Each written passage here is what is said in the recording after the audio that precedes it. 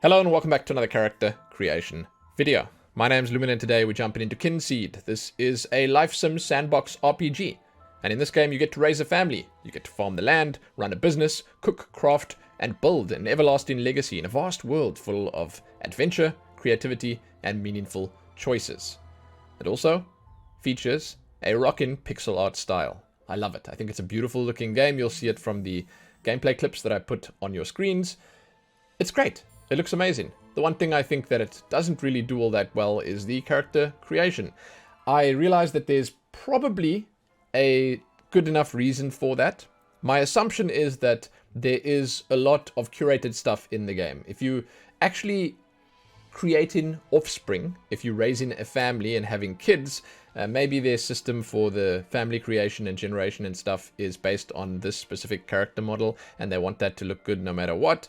So they curated a little bit. I guess I could understand that. But when you do jump in here, you'll notice that you only get to change the hair color and the skin color. The model itself you are stuck with. You don't get to even change the hair style.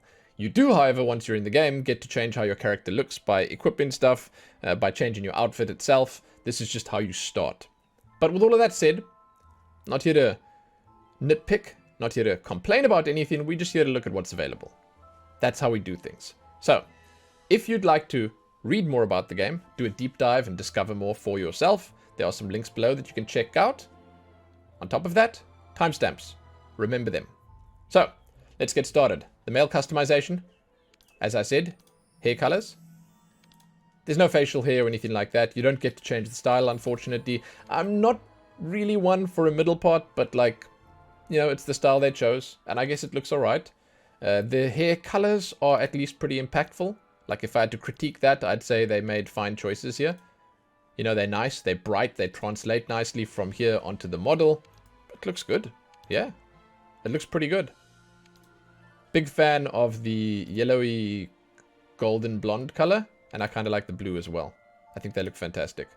Skin colors, there are a decent number of them. It's a good selection. I actually wouldn't have expected this many, to be honest. But they give you all the different shades. You know, they give you the cooler tones, the warmer tones, the lighter, the darker.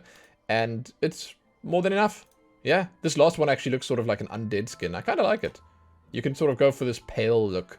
Make yourself into a sin eater or something. I like it. I like it. And honestly, I know it's probably nothing. And I'm probably imagining this. But I feel like when you change the skin colors, you get sort of like a younger look versus an older look. Like, I think if you go for like this skin color and like that hair, your character ends up looking a lot younger. I know it's just like, it's in my head, but it's what it feels like to me. And you can do lots of interesting stuff. You know, if you go for like the darker skin color here, go for a darker hairstyle, it's a very particular look.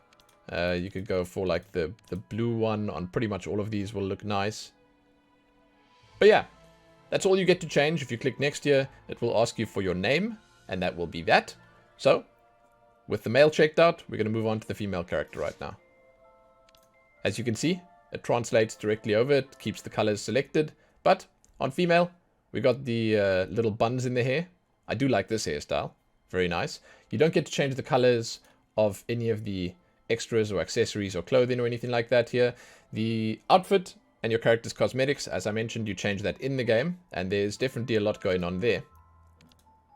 Hairstyles, don't think you actually get any of those in the game.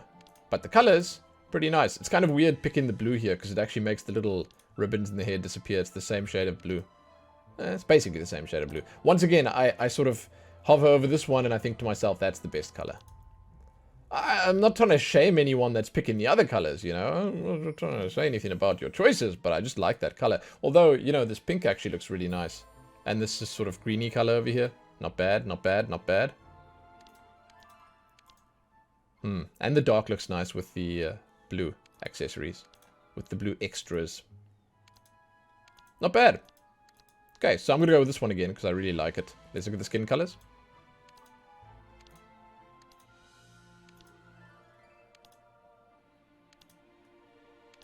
Once again, some decent choices. And once again, I feel like that skin color right there looks more youthful.